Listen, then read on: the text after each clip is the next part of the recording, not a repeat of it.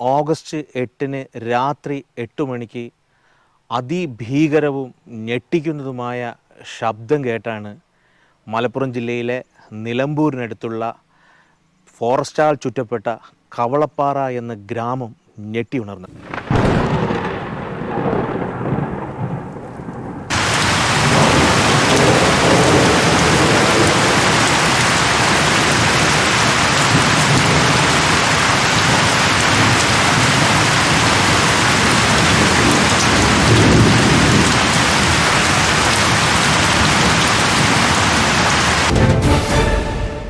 മലപ്പുറം കവളപ്പാറയിലെ ദുരന്ത വാർത്ത ഇപ്പോൾ കരളലിയിക്കുന്നതാണ്. ഉരുൾപൊട്ടലിൽ അവിടെ കവളപ്പാറയിൽ ഇന്നും ഉരുൾപൊട്ടലുണ്ടായിരിക്കുകയാണ്, മണ്ണിടിച്ചിലുണ്ടായിരിക്കുകയാണ്.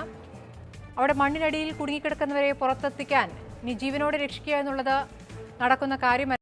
മലപ്പുറം കവളപ്പാറയിൽ കാണാതായവർക്കായി തെരച്ചിലിന് സൈന്യവും എത്തി. മദ്രാസ് റെജിമെന്റിലെ 30 അംഗ സംഘമാണ് എത്തിയത്.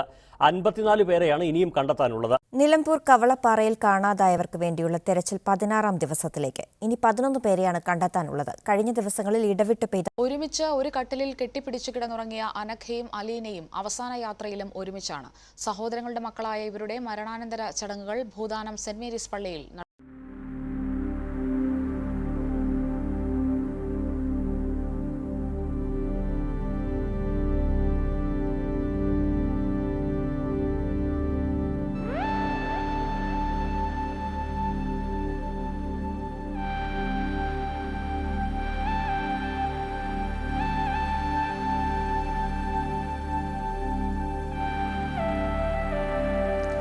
അന്ന് മേഘവിസ്ഫോടനത്തിൽ അന്ന് രാത്രി വൻ ദുരന്തമായിരുന്നു ഇവിടെ സംഭവിച്ചത്. തുടർച്ചയായി 3 ദിവസം പെയ്ത മഴയ്ക്ക് ശേഷം അന്നത്തെ ആ ദുരന്തത്തിൽ 57ഓളം പേർ മണ്ണിനടിയിലായി. ഒരുപാട് വീടുകൾ തകർന്നു. അന്ന് തകർന്ന വീടുകളിൽ അവശേഷിക്കുന്ന ചില ഭാഗങ്ങളാണ് നമ്മൾ ഈ കാണുന്നത്.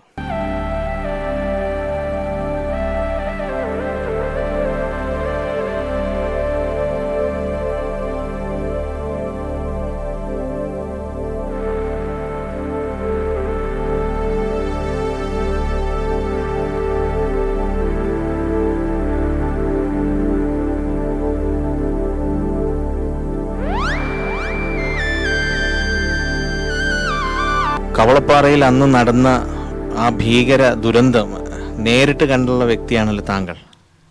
തൊട്ടടുത്ത് കൺമുന്നിലാണ് ആ ദുരന്തം ഉണ്ടായത്. അന്നത്തെ ഒരു സംഭവം എങ്ങനെയായിരുന്നു? അത് എത്ര മണിക്കായിരുന്നു? എങ്ങനെയായിരുന്നു തുടങ്ങിയിരുന്നത്? തുടങ്ങിയെന്ന് പറഞ്ഞാൽ അന്ന് അപാര മഴയായിരുന്നു. അപാര മഴ എന്ന് പറഞ്ഞാൽ പിന്നെ പേടി വരുന്ന വയസ്സ് മഴ. അങ്ങനെ ഞങ്ങളൊന്നും ഇവിടെ കറണ്ടും ഇല്ല, ഒന്നുമില്ല. അങ്ങനെ അവിടെ വീട്ടിൽ ചോറൊക്കെ തിന്ന് ഞാനിവിടെ ഇരിക്കുകയായിരുന്നു. അങ്ങനെ ഇരിക്കുമ്പം എൻ്റെ ഭാര്യ പറഞ്ഞ് ഭയങ്കര സൗണ്ട് കേൾക്കുന്നുണ്ടല്ലോ എന്ന് പറഞ്ഞു, മുഴക്കം. അപ്പം ഞാൻ പിന്നെ പെണ്ണുങ്ങൾ പറഞ്ഞാൽ അത് എന്തെന്ന് അറിയത്തില്ലെന്നൊക്കെ പറഞ്ഞിങ്ങനെ ഇരിക്കുമ്പോഴാണ് സംഗതി ഈ മല ഒന്നാമട്ട് ഇങ്ങോട്ട് പോരുന്നത്. കുന്നിങ്ങോട്ട് മൊത്തം ഇടിഞ്ഞ് പോരുകയാണ്. അങ്ങനെ വന്നു കഴിഞ്ഞു. പിന്നെ ഇവിടെ വണ്ടിയില്ല, വാഹനമില്ല, വെട്ടമില്ല, വെളിച്ചമില്ല, ഒന്നുമില്ല. അങ്ങനെ ഞാനും 1-2 ആൾക്കാരും കൂടി അങ്ങനെ മോളിൽ പോയി നോക്കി. അപ്പോൾ ആ ഒരു കുന്ന് ഇടിയുമെന്നായിരുന്നു എല്ലാവരുടെയും പ്രതീക്ഷ. അവിടെ ചെന്നപ്പം കണ്ടമാനം മണ്ണ് റോട്ടിലോട്ട് കയറി കിടക്കുന്നു. അപ്പം നമ്മൾ പിന്നെ അങ്ങോട്ടും പോകാൻ പറ്റില്ല, ഇതെന്താ സ്ഥിതിയെന്നും അറിയാൻ പറ്റില്ല. അങ്ങനെ നോക്കുമ്പോൾ അവിടെ ഒരു പെരയിലൊരു 4 പേര് പെരൻ്റെ ഉള്ളിൽ കുടുങ്ങി. ആ പെരൻ്റെ ഉള്ളിൽ കുടുങ്ങിയ ആൾക്കാരെ പിന്നെ കുറേ ആൾക്കാർ കൂടിയിട്ട് രക്ഷിക്കാൻ വേണ്ടിയൊക്കെ ഒരുപാട് പണിയെടുത്തു. പക്ഷേ അതിലൊരു കുട്ടീനെ രക്ഷവെച്ചു. ഒരു കുട്ടീനെ പിന്നെ സ്രാവ് വന്ന് അമർന്നപ്പോൾ ആ കുട്ടീനെ കഴിച്ചിലാക്കി. ബാക്കിയുള്ളവർ 4 പേരും 4-5 പേര് അതിനകത്ത് മരിച്ചു. അത് കഴിഞ്ഞ് ഞങ്ങളിവിടെ അങ്ങനെ വന്നിരുന്നു. പിന്നെ ഒന്നും ചെയ്യാൻ വയ്യ, രാത്രിയല്ലേ. 8:15 സംഭവം. 8 മണിക്ക് 8 മണിക്ക് ആണ് ഈ സംഭവം. അപ്പം ഇതെന്താ ഏതാണെന്നൊരു പിടുത്തമില്ല, ഏത് മല ഇടിഞ്ഞു എവിടെയാണെന്നൊന്നൊരു പിടുത്തമില്ല. അങ്ങനെ നേരം വെളുത്തു. സംഗതി നോക്കുമ്പം ആകെ ഇതിലേക്ക് വെള്ളവും, ഇതിലെ ഒരു ഭാഗത്ത് പിന്നെ മണ്ണ് വന്ന് കയറി, അവിടെയും കുറേ ആൾക്കാർ മരിച്ചു. അങ്ങനെ ഞങ്ങൾ തോടിന് കുറുക്കൊക്കെ ഇട്ട് 1-2 ആൾക്കാർ, അവിടുത്തെ ആൾക്കാർ, ഇവിടെ കുറച്ച് ആൾക്കാർ രക്ഷപ്പെട്ടായിരുന്നു. ആ ആൾക്കാരെല്ലാം ഇങ്ങോട്ട് ഇക്കരയ്ക്ക് കടത്തി. കുറേ കഴിഞ്ഞപ്പോഴാണ് ഒരു 2 ചെറിയ പിള്ളേർ അവിടെ സ്ലാബിൻ്റെ അടിയിൽ കുടുങ്ങിയിട്ട് ഇവിടെ കൊണ്ടുവന്ന് കടത്തി ഈ കട്ടിലയിൽ. അതിന് ചൂടുവെള്ളമൊക്കെ ഉണ്ടാക്കി ഒഴിഞ്ഞ് ഒക്കെ രക്ഷപ്പെടുത്തി. പക്ഷെ കൊണ്ടുപോകാൻ ഒരു രക്ഷയില്ല. അതിലൊരു കുട്ടി ഇവിടെ തന്നെ മരിച്ചു. ഒരു കുട്ടി ഇവിടുന്ന് മരിക്കുന്നു, എന്നാലും ആശുപത്രിയിൽ കൊണ്ടുപോയി ആ കുട്ടിയും മരിച്ചു. അങ്ങനെ 2 പിള്ളേർ, ചെറിയ പിള്ളേർ. അതിൻ്റെ ഓർമ്മ ഇപ്പോഴും എൻ്റെ മനസ്സൊന്നും പോണില്ല. 7:45 ബീഡിയും സിഗരറ്റും ആ കുട്ടിക്ക് മുട്ടായും മേടിച്ച് കൊടുക്കുമ്പോൾ ഞാൻ ആ കടയിലുണ്ട്. ഈ കടയിലുണ്ട്. ഈ കടയിൽ വന്ന് ഇരിക്കുമ്പോഴാണ് ഈ കുട്ടീനക്ക് മുട്ടായും വാങ്ങി കൊടുത്ത് പിന്നെ ഇവൻ ബീഡിയും കുട്ടിയൊക്കെ വാങ്ങി ഇവൻ വീട്ടിൽ ചെന്നിട്ടേ ഉള്ളൂ. ഇവൻ വീട്ടിൽ ചെന്ന് കയറിയിട്ടേ ഉണ്ടാവുള്ളൂ. ഒരു 10 മിനിറ്റും കൂടെ ഇവിടെ നിൽക്കുകയാണെങ്കിൽ ഓ മരിക്കൂല. അപ്പൊ സമയമാണ് ഏറ്റവും വലുത്.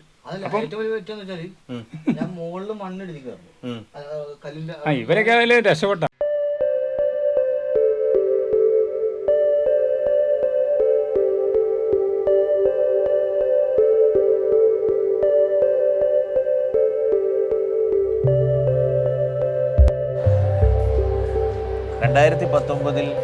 കേരളത്തിൽ എന്നല്ല ലോക മനസ്സാക്ഷിയെ ഞെട്ടിച്ച ദുരന്തമായിരുന്നു കവളപ്പാറയിലെ മണ്ണിടിച്ചിലിനെ തുടർന്നുണ്ടായ മരണങ്ങൾ. അന്ന് കേരളത്തിലെ മുഴുവൻ ജനവിഭാഗവും ജാതി മതഭേദമന്യേ എല്ലാ വിഭാഗവും ഈ കവളപ്പാറയ്ക്ക് വേണ്ടി ഒരുമിച്ചിറങ്ങി വന്നു.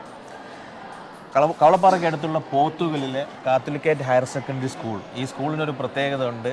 ഈ പ്രദേശത്തെ ഏറ്റവും പ്രശസ്തമായ കുട്ടികളുടെ ആശ്രയമായ സ്കൂൾ കൂടെയാണ്. ഈ സ്കൂളിൽ നിന്ന് 6ഓളം കുട്ടികളാണ് പൊലിഞ്ഞു പോയത്. പക്ഷേ അന്ന് ഉണ്ടായിരുന്ന കുട്ടികളെയും അന്നത്തെ നാട്ടുകാർക്കും ഈ സ്കൂൾ ഒരു ആശ്വാസ കേന്ദ്രം കൂടിയായിരുന്നു. സ്കൂളിലെ ഹെഡ് മാസ്റ്ററാണ് ഇപ്പോഴുള്ളത്. സാർ, അന്ന് ഞങ്ങളൊക്കെ അന്നിവിടെ വന്നിരുന്നു. വന്ന് 1-2 ദിവസം തന്നെ ഞങ്ങൾ പോയി. ഈ സ്കൂളിനെ സംബന്ധിച്ചിട്ടുള്ള സ്കൂൾ ഏറ്റെടുത്ത ഒരു രക്ഷാ ദൗത്യമുണ്ട്. അത് വളരെ വലുതായിരുന്നു. അന്ന് മീഡിയകളിലൊക്കെ അക്കാലത്ത് സ്കൂൾ നിറഞ്ഞു നിൽക്കുകയും ചെയ്തു. ശരിക്കും ആ ദുരന്തം സാർ എങ്ങനെയാണ് ഓർത്തെടുക്കുന്നത്? അത് ഞങ്ങളുടെ പ്രദേശത്തെ സംബന്ധിച്ചിടത്തോളം ഒരിക്കലും ഇതിനു മുമ്പ് അനുഭവിച്ചിട്ടില്ലാത്ത തരത്തിലുള്ള വലിയൊരു ദുരന്തമായിരുന്നു. അതിനെ എങ്ങനെ അഭിമുഖീകരിക്കണമെന്നുള്ള ഞങ്ങൾക്ക് വലിയൊരു ആകാംക്ഷ ഉണ്ടായിരുന്നു. പക്ഷേ ഈ പ്രദേശത്തേക്ക് കേരളീയ സമൂഹം ഒന്നടങ്കം എത്തി. ആ സമയത്ത് മണിക്കൂറുകൾക്കുള്ളിൽ തന്നെ കേരളത്തിൻ്റെ വിവിധ ഭാഗങ്ങളിൽ നിന്നുള്ള ആളുകൾ സഹായഹസ്തവുമായിട്ട് ഈ പ്രദേശത്തേക്ക് ഒഴുകി വന്നു. അതിന് സഹായമായ വിവിധ മീഡിയകളുണ്ട്. ആ മീഡിയകളിലൂടെ കേട്ടറിഞ്ഞ് മനസ്സിലാക്കിയ ആളുകൾ ഇവിടെയുള്ള ആളുകൾക്ക് ഭക്ഷണ വസ്തുക്കളും വസ്ത്രവും മറ്റ് സഹായ സൗകര്യങ്ങളൊക്കെ ഒരുക്കുന്നതിന്, പ്രത്യേകിച്ച് മരുന്ന്, ഉടുതുണിക്ക് മറുതുണിയില്ലാത്തൊരു സാഹചര്യമൊക്കെ ആയിരുന്നു. അപ്പോൾ ആ സാഹചര്യത്തിൽ ഇവിടേക്ക് കേരളത്തിൻ്റെ വിവിധ ഭാഗങ്ങളിൽ ഞാൻ മുമ്പേ പറഞ്ഞ പോലെ ആളുകൾ പ്രവഹിക്കുകയായിരുന്നു. അതിന് തൊട്ട് മുമ്പത്തെ വർഷം 2018 നമ്മുടെ തിരുവിതാംകൂർ ഭാഗത്ത് ഒരു ദുരന്തം ഉണ്ടായല്ലോ. അപ്പോൾ ആ സമയത്ത് ശരിക്കും മലബാർ ഭാഗത്തുനിന്ന്, പ്രത്യേകിച്ച് മലപ്പുറം ജില്ലയുടെ വിവിധ ഭാഗങ്ങളിൽ നിന്നൊക്കെ ആളുകൾ ധാരാളം അവിടേക്ക് എത്തി. അവിടെ സഹായവസ്തുവായിട്ട് എത്തിയായിരുന്നു.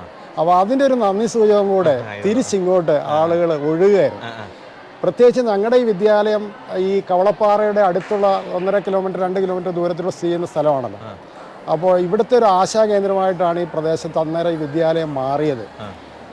അതിനൊരു കാരണമെന്ന് വെച്ചാൽ ഈ വിദ്യാലയത്തിൽ നിന്ന് പഠിച്ചിറങ്ങിയ പൂർവ്വ വിദ്യാർത്ഥികൾ ഒക്കെയാണ് അവിടെ മരണപ്പെട്ടിട്ടുള്ളത്. ഏകദേശം 59 പേരോളം അന്ന് ആ ദുരന്തത്തിൽ അവിടെ ജീവൻ നഷ്ടപ്പെട്ടവരുണ്ട്. മാത്രമല്ല ഈ വിദ്യാലയത്തിൽ പഠിച്ച് കൊണ്ടിരുന്ന വിദ്യാർത്ഥികളിൽ 6 പേര് ആ കൂട്ടത്തിൽ ഞങ്ങൾക്ക് നഷ്ടപ്പെട്ടു.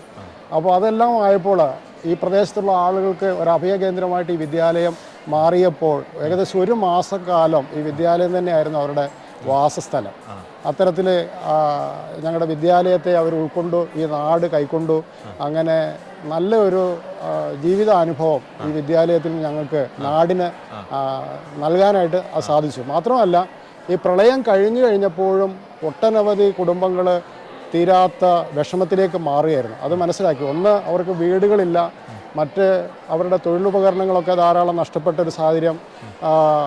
ഉള്ള വീടുകളാണെങ്കിൽ പോലും അത് വാസയോഗ്യമല്ലാത്ത അവസ്ഥയിൽ ഇങ്ങനെയൊക്കെ ഒത്തിരി പ്രശ്നങ്ങൾ അഭിമുഖീകരിക്കുന്ന ഒരു സാഹചര്യത്തിൽ ഞങ്ങൾ സ്നേഹപ്പകർച്ച എന്ന് പറയുന്നൊരു പദ്ധതി ഞങ്ങൾ വിദ്യാലയത്തിൻ്റെ നേതൃത്വത്തിൽ മാനേജ്മെൻറ്റും PTA-യും ഈ സമൂഹം എല്ലാം കൂടെ ഏറ്റെടുത്ത് നടത്തി. അതിൻ്റെ മുഖ്യധാരയിൽ നിന്നത് നമ്മുടെ വിദ്യാലയമാണ്. അപ്പോൾ ആ വിദ്യാലയത്തിൻ്റെ നേതൃത്വത്തിൽ ഞങ്ങൾ ചെയ്ത പ്രവർത്തനങ്ങൾ ധാരാളം നഷ്ടപ്പെട്ട വീടുകൾ, ഒരു കിടക്കാടമില്ലാത്ത ആളുകൾക്ക് വീടുണ്ടാക്കി കൊടുക്കുന്നതിനുള്ള പ്രവർത്തനങ്ങൾ ഞങ്ങൾ ഏകീകരിച്ചു.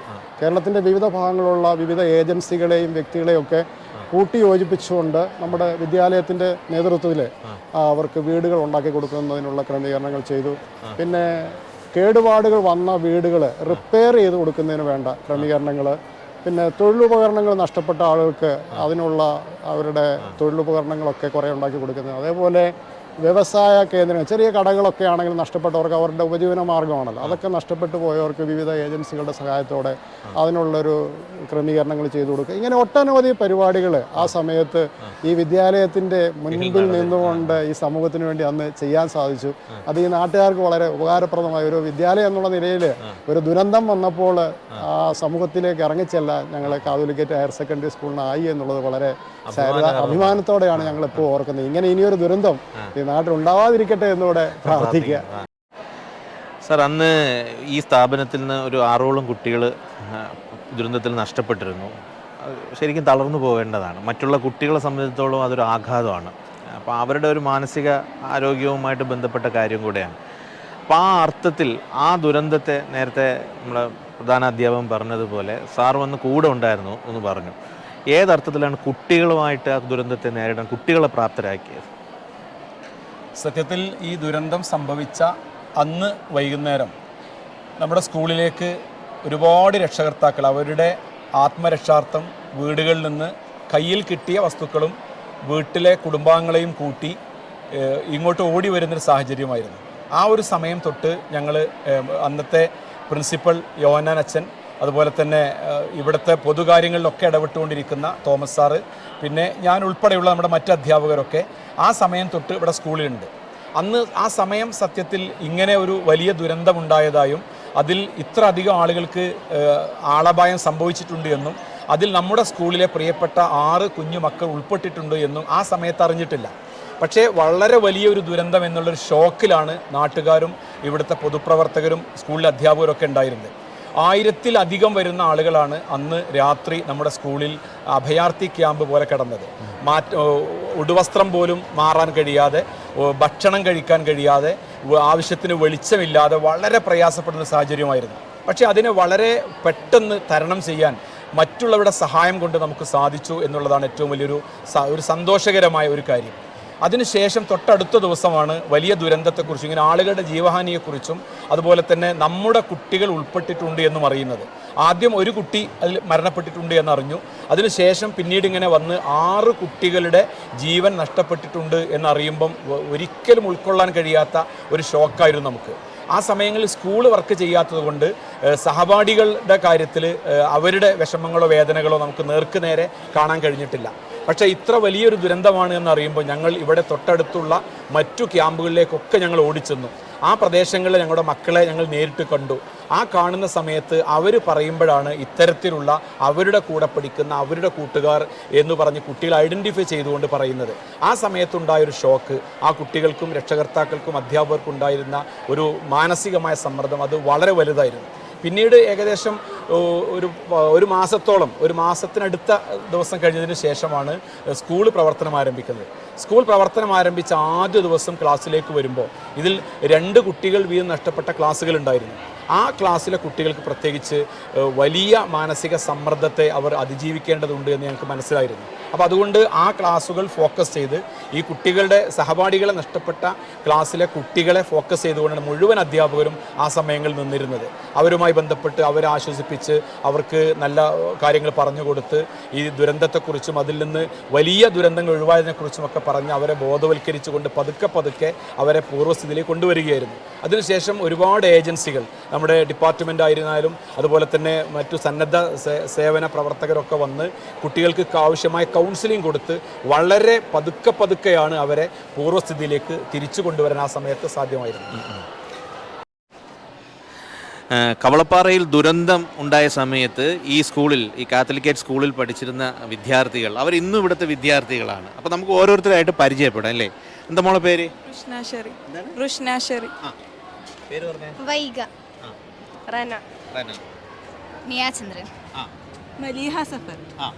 അസ്ഫ സഫർ. പേര് പറഞ്ഞേ? Ashley Thomas. സിനാൻ. മുഹമ്മദ് സിനാൻ. അജ്വദ്. ഗൗതം കൃഷ്ണ. മുഹമ്മദ് സിനാൻ. മുനവർ. അപ്പോൾ നിങ്ങളൊക്കെ അന്ന് ഏത് ക്ലാസ്സിലായിരുന്നു? ഏത് ക്ലാസ്സിൽ? ആ ഞാൻ അന്ന് 5ാം ക്ലാസ്സിൽ പഠിക്കുന്ന ഒരാളായിരുന്നു. 5ാം ക്ലാസ്സിൽ.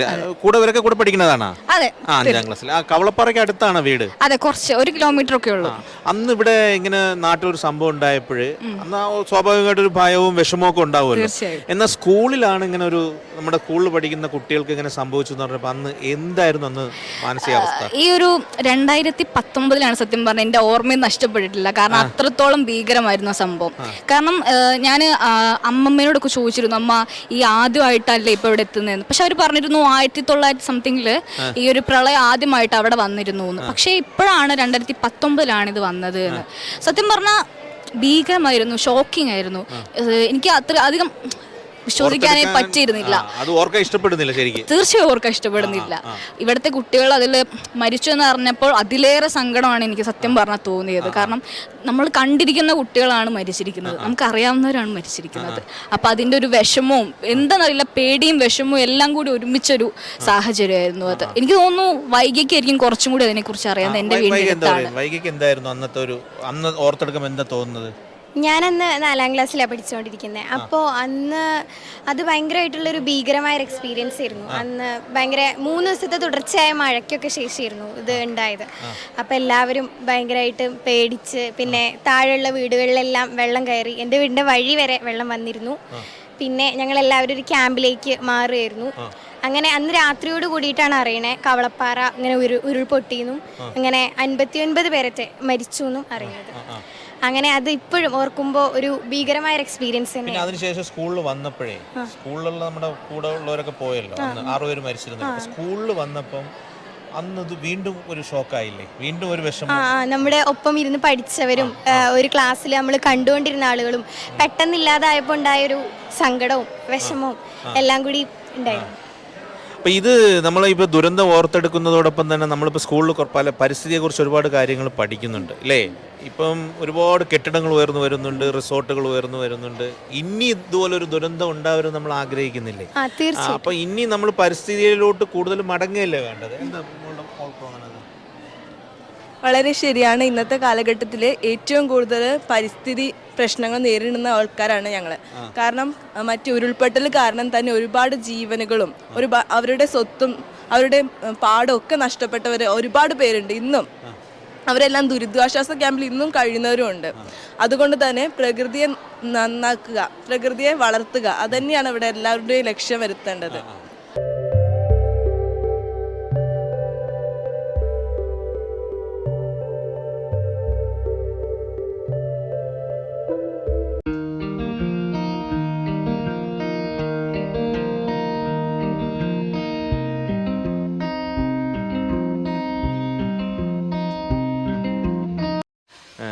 പ്രവാചകൻ മുഹമ്മദ് നബി സല്ലല്ലാഹു അലൈഹി വസല്ലമയുടെ മദീനയിലെ പള്ളി നമസ്കാര കേന്ദ്രം മാത്രമായിരുന്നില്ല. അതൊരു ജീവകാരുണ്യ പ്രവർത്തനങ്ങളുടെ കേന്ദ്രമായിരുന്നു, കൂടിയാലോചനകളുടെ കേന്ദ്രമായിരുന്നു, സഹായങ്ങളുടെ കേന്ദ്രമായിരുന്നു. അതൊരു സാംസ്കാരിക കേന്ദ്രം കൂടിയായിരുന്നു. യുദ്ധത്തിൽ പരിക്കേറ്റ പലരെയും പള്ളിയിൽ വെച്ച് പ്രവാചകനും അനുചരന്മാരും ശുശ്രൂഷിച്ചിട്ടുണ്ട്. ആധുനിക കാലത്തും പള്ളികൾ നമ്മുടെ കേരളീയ ചരിത്രത്തിൽ സുപ്രധാനമായ പല മേഖലകളിലും തിളങ്ങി നിന്നിട്ടുണ്ട്. പോത്തുകലിനടുത്തുള്ള മസ്ജിദുൽ മുജാഹിദീൻ ഒരു കാലത്ത് ഏറ്റവും അധികം ചർച്ച ചെയ്യപ്പെട്ടിരുന്നത് ഈ പള്ളി ഒരു ദുരന്തമുഖത്ത് നിർവഹിച്ച പങ്കാണ്.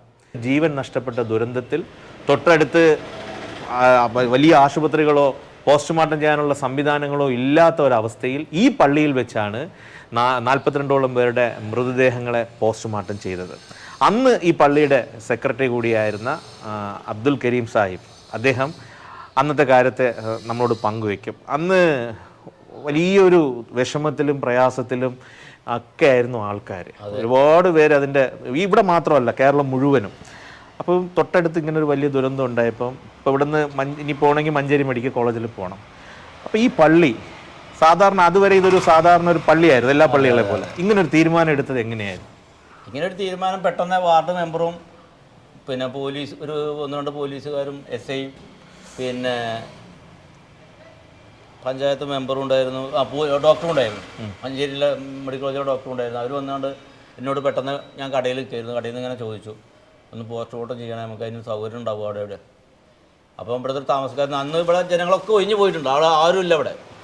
ഞാൻ എൻ്റെ കടൻ്റെ മുന്നിൽ ഇങ്ങനെ നിൽക്കുകയാണ്, അപ്പോഴാണ് അത് ചോദിച്ചത്. അപ്പോൾ ഞാൻ പറഞ്ഞു താക്കോലും കൊണ്ട് ഞാൻ ഇതിലെ വരാം, നിങ്ങൾ റൂട്ടിന് വരിയെന്ന് പറഞ്ഞ മെമ്പറോട് പറഞ്ഞു. മെമ്പർ ഇങ്ങോട്ട് വന്നു, ഞാൻ വന്ന് പള്ളി തുറന്ന് അത് കാണിച്ചു കൊടുത്തപ്പോൾ ഡോക്ടർക്ക് സൗകര്യങ്ങളൊക്കെ പറഞ്ഞു. അപ്പോൾ എല്ലാ സൗകര്യങ്ങളും ഞങ്ങൾ ചെയ്ത് കൊടുക്കാമെന്ന് പറഞ്ഞു. ലൈറ്റ് ഇട്ട് കൊടുക്കുക, ബാത്റൂമൊക്കെ സൗകര്യം ചെയ്ത് കൊടുക്കുക, വേസ്റ്റ് വെള്ളം പോകാനൊക്കെ നമ്മൾ സൗകര്യം ചെയ്ത് കൊടുക്കാമെന്ന് പറഞ്ഞു. അങ്ങനെ കൊടുക്കാമെന്ന് പറഞ്ഞാൽ തീരുമാനിച്ചു. അവർക്ക് തുറന്നു കൊടുത്തതിന് ശേഷം പിന്നെ ഞാൻ പ്രസിഡൻറ്റിനൊക്കെ വിളിച്ച് ഞാൻ പറഞ്ഞു ഇങ്ങനെയും ചെയ്യുന്നുണ്ട് കാരണം. അങ്ങനെ ചെയ്യുന്നുണ്ടായിക്കോട്ടെ, അവർക്കും സന്തോഷമായിരുന്നു. അവരൊക്കെ അവരെ വീട്ടിൽ വെള്ളം കയറി അവിടുത്തായിരുന്നു. ഞാൻ മാത്രമേ പള്ളിൻ്റെ അടുത്ത് താമസക്കാരൻ നിലനിൽക്ക്, എനിക്ക് ഇങ്ങോട്ട് പോകാനുമില്ല.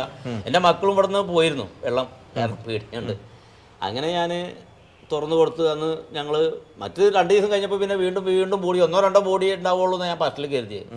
വീണ്ടും ബോഡികൾ വരാൻ തുടങ്ങി. അവർക്കെല്ലാം സൗകര്യം ചെയ്തു കൊടുത്ത്, ഭക്ഷണം കാര്യങ്ങളൊക്കെ ഞങ്ങൾ തന്നെ ചെയ്തു കൊടുത്തു. ഡോക്ടർമാർക്കും എല്ലാ സൗകര്യവും, ഭക്ഷണം ചായ ഒന്നും ഇവിടെ എവിടെയും കിട്ടാല്ല, ഹോട്ടലുകളൊക്കെ അടവായിരുന്നു. എല്ലാം വീട്ടിൽ തന്നെ നമ്മൾ ശരിയാക്കി കൊടുത്തു. അവർക്ക് വേണ്ട എല്ലാ സൗകര്യങ്ങളും. കാരണം ഒന്നാമത് ഇവിടുന്ന് പിന്നെ അല്ലെങ്കിൽ ആ ബോഡി 10-30 കിലോമീറ്റർ അപ്പുറം മഞ്ചേരി ജില്ലാ മെഡിക്കൽ കോളേജിലേക്ക് കൊണ്ടുപോകണം പോസ്റ്റ്മോർട്ടത്തിന്. അപ്പോൾ ഇവിടുന്ന് അത്രയും ആളുകൾ ഇതിൻ്റെ ബാക്കിയുള്ള ബന്ധുക്കാർ അങ്ങോട്ട് പോകാനുള്ള ബുദ്ധിമുട്ടും അതൊക്കെ ഭയങ്കര ബുദ്ധിമുട്ടാവും. മാത്രം റോഡൊക്കെ ബ്ലോക്കായിരിക്കുകയാണ്, മരങ്ങൾ വീണുകൊണ്ട്. അപ്പോൾ അതെല്ലാം കൂടി ആലോചിച്ചിട്ട് എല്ലാം ഇവിടെ തന്നെ ചെയ്യാമെന്നുള്ള തീരുമാനിക്കുകയും നമുക്ക് ഇവിടെ എന്തെങ്കിലും ഉപകാരം ചെയ്താൽ ഈ മരിച്ചെന്നല്ലേ നമുക്ക്, അല്ലെങ്കിൽ നമുക്ക് ജനങ്ങൾക്ക് ഉപകാരം ചെയ്താലുള്ളൂ, അള്ളാഹ് നമുക്ക് ഉപകാരം ചെയ്യാന്നുള്ള നീയത്തുള്ളൂ. ഇത് ഒരു പക്ഷേ കേരളത്തിൽ എന്നല്ല ഇന്ത്യയുടെ ചരിത്രത്തിൽ തന്നെ അപൂർവങ്ങളിൽ അപൂർവമായ ഒരു ഹാളാണ്. ഈ ഹാളിലാണ് 42 പേരുടെയും പോസ്റ്റ്മോർട്ടം നടന്നത്. ഒരു പള്ളി ജീവകാരുണ്യത്തിൻ്റെ ഏറ്റവും വലിയ മാതൃകയായിട്ട് മാറുക, അതിനുള്ള തെളിവാണ് മസ്ജിദുൽ മുജാഹിദീൻ.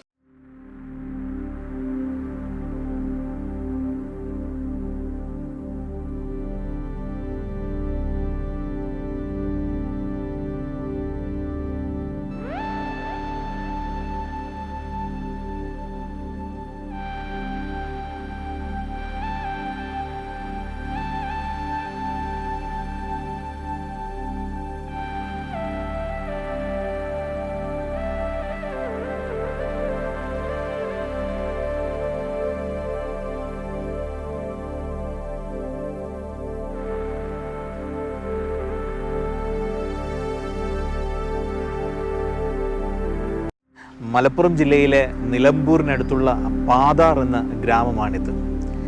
ഈ ഗ്രാമത്തിനൊരു പ്രത്യേകതയുണ്ട്. കവളപ്പാറ ദുരന്തത്തിൻ്റെ തൊട്ടു മുമ്പ് ഉരുൾപൊട്ടിയ ഗ്രാമമാണിത്. ധാരാളം വീടുകൾ അന്ന് ഇവിടെ നിന്ന് നഷ്ടമായി. ഈ ഗ്രാമം തന്നെ ഒന്നടങ്കം തുടച്ചു മാറ്റപ്പെട്ടു. പക്ഷേ ദൈവാധീനം കൊണ്ട് ഒരു ജീവൻ പോലും ഇവിടെ നഷ്ടപ്പെട്ടില്ല. എന്നാൽ കവളപ്പാറയിൽ 59ഓളം ജീവൻ നഷ്ടപ്പെട്ടപ്പോൾ അതിൽ നിരന്തരമായിട്ട് തിരച്ചിൽ നടത്താൻ കൂടെ ഉണ്ടായിരുന്ന ഒരു സന്നദ്ധ പ്രവർത്തകനുണ്ടായിരുന്നു, സലീം. അദ്ദേഹത്തിൻ്റെ ഐഡൻറ്റിറ്റി തന്നെ IRW ആണ്, ഐഡിയൽ റിലീഫ് വിങ്ങിൻ്റെ പ്രവർത്തകൻ. കവളപ്പാറയ്ക്ക് ശേഷം കോവിഡ് വന്നപ്പോൾ 100-ലധികം മൃതദേഹങ്ങളെയാണ് അദ്ദേഹം അടക്കം ചെയ്തത്. അതുപോലെ നിപ ബാധിച്ച 7ഓളം മൃതദേഹങ്ങളെ. ഇവിടെ ഈ കവളപ്പാറയിലെ ദുരന്തമുഖത്ത് 34-ലധികം മൃതദേഹങ്ങൾ കണ്ടെത്താൻ തിരച്ചിലിന് കൂടെ അദ്ദേഹം ഉണ്ടായിരുന്നു. ഈ ധാരാളം ജീവിത അനുഭവങ്ങളുള്ള വ്യക്തിയും കൂടെയാണത്. അദ്ദേഹം ഒരുപാട് മൃതദേഹങ്ങൾ അടക്കം ചെയ്തപ്പോഴും അദ്ദേഹത്തിൻ്റെ മനസ്സിലൊരു കുട്ടി ഉണ്ടായിരുന്നു. അദ്ദേഹത്തിൻ്റെ ഹൃദയത്തെ പൊള്ളിച്ച ഒരു കുട്ടി, അലീന എന്ന പെൺകുട്ടി. ആ അനുഭവം എങ്ങനെ ഓർത്തെടുക്കും?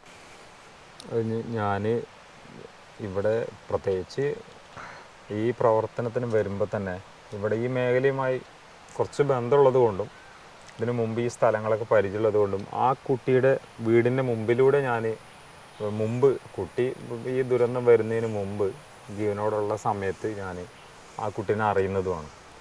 അപ്പോൾ അങ്ങനെ ആ കൊച്ച് അന്ന് 2ാം ക്ലാസ്സിലാണെന്ന് തോന്നുന്നു. എന്നാലും അത് പിന്നെ നല്ല പക്വതയുള്ളൊരു കൊച്ചു കുട്ടിയാണ്.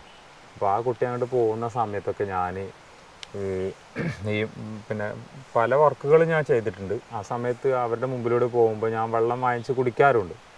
അങ്ങനെ കുടിച്ച് ആ കൊച്ചിനോട് വെള്ളം ചോദിക്കുമ്പോൾ കൊച്ചു കൊണ്ട് തരാറുണ്ട്, ഞാൻ കുടിക്കാറുണ്ട്. അങ്ങനെ കണ്ടിട്ടുള്ള നല്ല പരിചയമുള്ളൊരു കൊച്ചാണ്. ആ കുട്ടീനെ പിന്നീട് ഞാൻ ഇവിടുന്ന് പോയി പിന്നീട് ഈ ദുരന്തം സംഭവിച്ചപ്പോൾ വന്നിട്ട് ആ കുട്ടീനെ ആണല്ലോ ഞാൻ എടുക്കുന്നത് എന്നുള്ള ആ ഒരു വിഷമം അത് കണ്ടപ്പോൾ തന്നെ ഞാനിതിനു എത്രയോ ഇതുപോലത്തെ പ്രവൃത്തി ചെയ്തിട്ടുണ്ടെങ്കിലും എൻ്റെ മനസ്സ് പതറിയിട്ടില്ലായിരുന്നു. അത് കണ്ടപ്പോഴാണ് എനിക്ക് വല്ലാത്തൊരു വിഷമം തോന്നിയത്. ഇത് കുട്ടിയുടെ മൃതദേഹമാണല്ലോ എടുത്തിരുന്നത്. അപ്പം ഇത് ഇന്ന കുട്ടിയാണെന്ന് എങ്ങനെ തിരിച്ചറിഞ്ഞു? അത് പിന്നെ നമ്മൾ ഈ ബോഡി എടുക്കുന്ന സമയത്ത് ഇത് സ്ലാബിൻ്റെ അവരുടെ വീട് കംപ്ലീറ്റ് പൊളിഞ്ഞു ചാടിയിട്ട് സ്ലാബിൻ്റെ അടിയിൽ ഒരു ഫില്ലറിൻ്റെ അടിയിലായിരുന്നു. കട്ടിലാണ് കുട്ടി പുതപ്പും മൂടിയിട്ട് പൊതിഞ്ഞ് കിടക്കുന്ന രൂപത്തിലാണ് കിട്ടിയത്. അപ്പോൾ ആ കട്ടിൽ ഇങ്ങനെ മുകളിലത്തെ ആ സ്ലാബുമേ ടൈറ്റായി നിൽക്കുന്ന സമയത്ത് ആ കട്ടിലിൻ്റെ കാല് പൊട്ടിച്ച് കളഞ്ഞിട്ട് കട്ടിൽ ഇച്ചിരി കൂടി താന്നപ്പോൾ ആ കൊച്ചിനെ വലിച്ചെടുക്കുകയാണ് ഉണ്ടായത്. അങ്ങനെ എടുക്കുന്ന സമയത്ത് കൊച്ചിനെ ശരിക്കും കൊച്ച് ഉറങ്ങുന്ന രൂപത്തിൽ തന്നെയാണ് അവിടെ കിട്ടിയത്. അതങ്ങനെ തന്നെ വലിച്ചെടുത്തപ്പോൾ ആ കൊച്ചിൻ്റെ മുഖത്തിങ്ങനെ മൂടിയ പുതപ്പ് ഒന്ന് മാറിയപ്പോഴാണ് ആ കൊച്ചിൻ്റെ രൂപം ശരിക്കും വ്യക്തമായിട്ട് കാണുന്നുണ്ടായിരുന്നു. അപ്പോഴാണ് എനിക്ക് ഇന്ന കുട്ടിയാണെന്നുള്ളത് മനസ്സിലായത്. കുട്ടീൻ്റെ ബോഡിയിൽ ഇങ്ങനെ പരിക്കുകളോ മറ്റൊന്നും പറ്റിയിട്ടില്ല. കംപ്ലീറ്റ് മണ്ണ് കൊണ്ട് മൂടിയിട്ട് കൊച്ച് ശ്വാസം മുട്ടി മരിച്ചതാവാം. ഐഡിയൽ റിലീഫ് വിങ്ങിൻ്റെ പ്രവർത്തകർ എല്ലാ ദിവസവും 100ഓളം പ്രവർത്തകർ നമ്മുടെ ഇവിടുത്തെ പള്ളിയിൽ, പോത്തുകല്ല് പള്ളിയിൽ ക്യാമ്പ് ചെയ്തിരുന്നു. അതായത് ഇന്നുള്ള കേരളത്തിന്റെ വിവിധ ഭാഗങ്ങളിൽ നിന്ന് 14 ജില്ലകളിൽ നിന്നും ഈ IRWന്റെ പ്രവർത്തകർ ഇവിടെ വന്നിട്ടുണ്ടായിരുന്നു. അവർ ഇന്ന് തെരച്ചിലിന് കൂടിയവർ നാളെ ഇനി എന്തെങ്കിലും അസൗകര്യം ഉണ്ടെങ്കിൽ അവർ ഉടനെ പോകും. അതിന് പകരമായിട്ട് അത്രയും പേര് വീണ്ടും ഇവിടേക്ക് വന്നുകൊണ്ടിരിക്കും. അങ്ങനെ വന്നിട്ട് ഒരു ദിവസം പോലും 100-ൽ ആളുകൾ പ്രവർത്തകർ കുറഞ്ഞിട്ടില്ല. അങ്ങനെ എപ്പോഴും 100ഓളം പ്രവർത്തകർ ഇവിടെ സ്ഥിരമായിട്ട് 19 ദിവസം ഇവിടെ സ്ഥിരമായിട്ട് നമ്മുടെ IRW പ്രവർത്തകർ ഇവിടെ ഉണ്ടായിരുന്നു. ആ സമയത്ത് നമ്മൾ പെരുന്നാളും ഇതെല്ലാം കൂടി അപ്പോൾ പെരുന്നാൾ നമ്മുടെ മനസ്സിലില്ല. ഇവിടെയുള്ള ഈ പാവം നമ്മുടെ സഹോദരങ്ങളെ എങ്ങനെയെങ്കിലും രക്ഷപ്പെടുത്തുക, അവരുടെ ഈ ദുരിതത്തിൽ നിന്ന് പെട്ടെന്ന് ഒരു ആശ്വാസം നൽകുക എന്നുള്ളൊരു ഉദ്ദേശത്തോടു കൂടിയാണ്. അപ്പോൾ നമ്മുടെ വീടോ അല്ലെങ്കിൽ പെരുന്നാളോ മറ്റൊന്നും ഞങ്ങളുടെ മനസ്സിലില്ലായിരുന്നു ആ സമയത്ത്. ഈ 59 പേര് മണ്ണിനടിയിലായല്ലോ. അപ്പോൾ ഈ 59 പേരിൽ കണ്ടെടുത്ത മൃതദേഹങ്ങൾ എത്ര പേരുണ്ടായിരുന്നു? 48 പേര്. 48. അപ്പോൾ ബാക്കി ഇനി കിട്ടുമെന്ന് പ്രതീക്ഷയില്ലായിരുന്നു? അത് ഇവിടുത്തെ നാട്ടുകാരുടെ ഒരു അഭിപ്രായം മറ്റും മറച്ചു വെച്ച് നോക്കുമ്പോൾ ചിലർ കിട്ടാൻ സാധ്യതയുണ്ട് എന്ന് പറയുന്നവരുണ്ട്, ചിലർ കിട്ടാൻ സാധ്യതയില്ല എന്ന് പറയുന്നവരുണ്ട്. എന്നാലും അന്ന് ഒരുപാട് ഹിറ്റാച്ച് വലിയ JCB പ്രൊക്ലൈൻ പോലത്തെ യന്ത്രങ്ങൾ കൊണ്ടുവന്നിട്ടാണ് വ്യാപകമായിട്ട് തെരച്ചിൽ നടത്തിയത്. അങ്ങനെ നടത്തിയപ്പോഴും അതിൻ്റെ ബോഡിയുടെ യാതൊരു സൂചനകളോ മറ്റൊന്നും ലഭിച്ചില്ല. അങ്ങനെ ലഭിക്കാതെ വന്നപ്പോഴാണ് തെരച്ചിൽ നിർത്തിയത്. കഴിവിന്റെ പരമാവധി ഈ യന്ത്രങ്ങൾ ഉപയോഗിച്ച് അന്ന് നല്ലപോലെ തെരച്ചിൽ നടത്തിയിരുന്നു. അങ്ങനെ തെരച്ചിലിന്റെ സമയത്താണ് ഇത്രയും ബോഡികൾ കിട്ടിയത്. പിന്നീട് ഈ ബോഡികൾ കിട്ടിയതിന് ശേഷം പിന്നെയുള്ള തെരച്ചിലിൽ യാതൊന്നും തന്നെ കിട്ടിയിട്ടില്ല. അപ്പോൾ ഒന്നും കിട്ടാത്തതിന്റെ പേരിലാണ് അന്ന് തെരച്ചിൽ നിർത്തിപ്പോയത്. കവളപ്പാറയിലെ ദുരന്തത്തിന് ശേഷം പല സന്നദ്ധ സംഘടനകളും ദുരിതാശ്വാസ രംഗത്തും ഭവന നിർമ്മാണ രംഗത്തും മുൻപന്തിയിലുണ്ടായിരുന്നു. ലുലു ഗ്രൂപ്പ് കേരള സർക്കാരിൻ്റെ സഹകരണത്തോടുകൂടെ മലബാർ ഗോൾഡിൻ്റെ പിന്തുണയോടുകൂടെ 33 വീടുകളാണ് വെച്ചുകൊടുത്തത്. കോഴിക്കോട് ആസ്ഥാനമായി പ്രവർത്തിക്കുന്ന പീപ്പിൾ ഫൗണ്ടേഷൻ ആകട്ടെ പീപ്പിൾസ് വില്ലേജ് എന്ന ഒരു വില്ലേജ് തന്നെ സൃഷ്ടിക്കുകയും 27ഓളം വീടുകളാണ് വളരെ പെട്ടെന്ന് തന്നെ ദുരിത ബാധിതർക്ക് വെച്ച് നൽകിയത്.